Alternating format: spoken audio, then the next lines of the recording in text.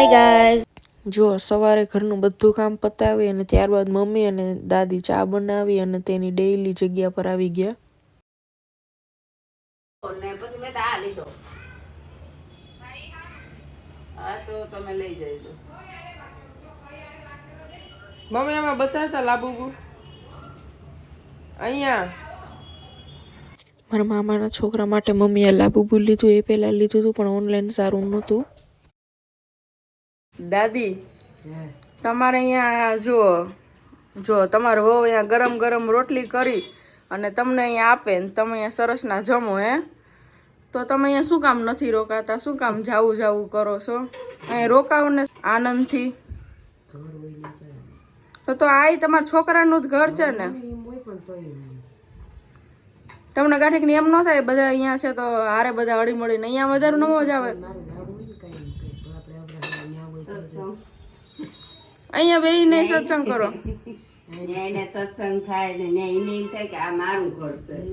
જાડી મોટી ઝૂંપડી હોય ને ડોહીલાવને તો એને એમ થાય કે એ મારું છે ને આ એને પછી આવે હાથ પગ નહીં હાલે એટલે તો આવવાનું જ છે બાને. પણ એને એમ થાય કે મારી ઝૂંપડી વૈરો. મારી દાદીમાં તમને હું બહુ ગમું કે નહીં? વિઘન મારી એમને દાદીમાં તમને હું ગમવી જ જોઈએ. 3 પેઢી એક જ છું. ન કરે એવી ગમે તને મને બીજા દુનિયા ગમે કરે. ગમું જ છું ને. મને દુનિયા ગમે કરે. એટલે જ મારા દાદી એના ફોનના વોલપેપરમાં મારો ફોટો રાખ્યો. દુનિયા ગમે એમ બોલે થોડા આપણે બોકે જોવાની. મારી દાદી નો માને કોઈનું, મારો જ ફોટો રાખ્યો. બોલો માણસે કીધું ઉઠીને ભગવાનનો ફોટો જોવાય. એ કોને કીધું ખબર? મારી દાદીની ફ્રેન્ડ લોકો હોય ને મોકરમાં, એ કે દેવી ઉઠીને ભગવાનનો ફોટો જો. પણ મારી દાદીએ મારો ફોટો જ રાખ્યો એના વોલપેપરમાં, નો હટાવ્યો. દાદી તો દાદી ભાઈ બિચારાઓને હું જરાક વધારે વાલી, કેમ કે હું 3 પેઢી એક જ છું. છોકરા 3 પણ છોકરી તો એક જ ને, એટલે લાટકી તો હોય જ ને એમ. એટલે જો બોલે કે ઈ ભલે ગમે એ બોલે પણ મને તું વાલી છો એમ. રોકી તને કોણ ગમે દીકુ? તને ભૂરી ગમે? ભૂરી તને ગમે દીકુ? જો મારા દાદીએ તેના ફોનમાં મારો ને એનો ફોટો રાખ્યો છે વોલપેપરમાં. આની વાત કરતી હતી હું. રોકી શું કહેશો? કાક તો કહેશો પણ હું નથી સમજતી. જુઓ અત્યારે રાતે છે ને મેં હેર વોશ કર્યા છે ને, તો હવે હું મશીનથી હેર ડ્રાય કરીશ. તો હું તમને આજે મારું મશીન બી બતાવીશ. આગળ મેં વ્લોગમાં ક્યારેય નથી બતાવ્યું. તો જુઓ આ છે મારું હેર ડ્રાયનું મશીન. તો પપ્પાએ મારા માટે આ મશીન વિદેશથી મગાવ્યું હતું. જુઓ પ્લગ જોઈને તમને ખબર પડી જ જશે. દુબઈ સાઈડથી મગાવ્યું. આ પ્લગ છે ને આપણી પિનમાં ના આવે એટલે મેં અહીંયાની પિન જો લીધી. આપણા ઇન્ડિયામાં જે પિન ચાલે ને તે.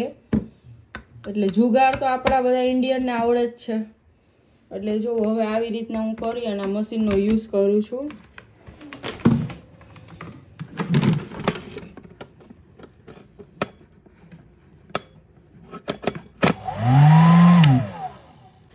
જુઓ મશીન મેં હજી ચાલુ કર્યું તો રોકી ડરી ગયો. જુઓ હમણાં હું તમને બતાડું.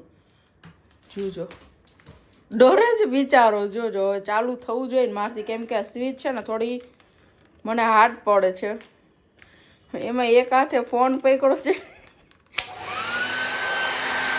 અહીંયા આવ તું, અહીંયા આવ અહીંયા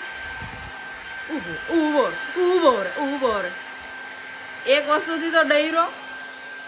અહીંયા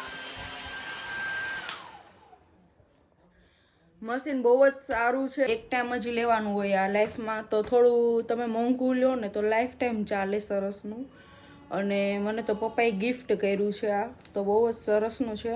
અને મારા મશીનમાં જુઓ 2 સ્ટેપ છે. તમે ફાસ્ટ કરો અને એનાથી બી ફાસ્ટ થાય એવા 2 સ્ટેપ આવ્યા છે. જુઓ 1 અને 2 એમ. અને રોકી તો ડરે છે. અને જુઓ હવે અત્યારે પહેલાં સ્ટેપ 1 હું આનાથી છે ને હેર ડ્રાય કરી લઈશ અને ત્યારબાદ સ્ટેપ 2 હું હેર સ્ટ્રેટનિંગ કરીશ. એ મશીન બી મારા પાસે છે, એ બી હું તમને બતાવીશ.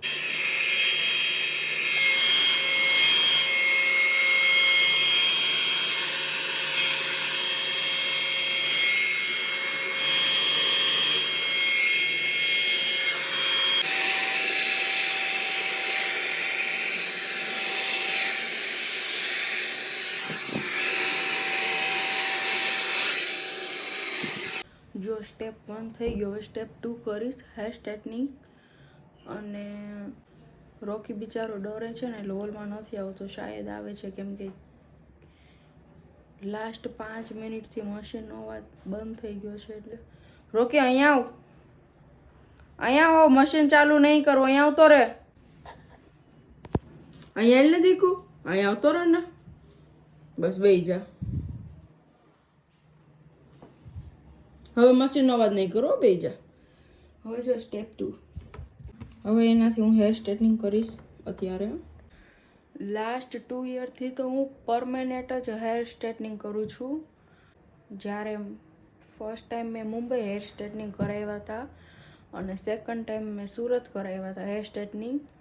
અને હમણાં બી કરાવવા જ છે, પણ અત્યારે મને એવું લાગે છે કે કશું છે નહીં તો શું કરાવું એમ. તો થોડા મહિના પછી વિચાર છે કે પાછો કરાવીશ વાળ એમ, હેર સ્ટ્રેટનિંગ પરમનન્ટ. તો અત્યારે તો મેં નથી કરાવ્યા. અત્યારે તો સરસના કરલી વાળ છે અને મને આગળથી જે કરલી વાળ રહે છે ને એ બી બહુ જ ગમે. એટલે અત્યારે થોડા મહિના તો કરલી વાળ જ રાખવાની છું. પછી પાછો વિચાર છે પરમનન્ટ હેર સ્ટ્રેટનિંગ કરાવવાનો. એટલે ત્રીજી વાર ત્યારે પરમનન્ટ હેર સ્ટ્રેટનિંગ કરાવવાની છું. આ બાજુ સ્ટ્રેટ હેર થઈ ગયા છે અને આ બાજુ મારા નોર્મલ જે હેર છે ને એ જ છે. પણ 2 યરથી હું આ સ્ટ્રેટ કરાવું જ છું ને, તો એ માટે મારે અત્યારે થોડા મહિના આવી રીતના રાખવા છે. ફીઝી હેર જુઓ, કરલી ફીઝી એવા. પછી થોડા મહિના પછી પાછા હું આવા સ્ટ્રેટ કરાવવાની જ છું. કંઈ એવો સમય આવશે એટલે. જુઓ હેર બી સ્ટ્રેટ થઈ ગયા છે અને ફાઇનલ લુક જુઓ કેવા સરસ લાગે છે. જુઓ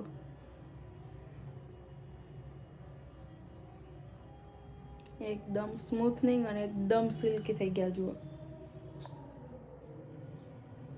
અને અત્યારે વાગ્યા છે રાતના નહીં, રાતના 1:15 વાગી ગયો છે અને બહુ જ સરસ લાગે છે હેર.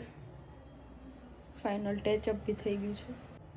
કેટલા સરસના થઈ ગયા છે જુઓ મશીનથી.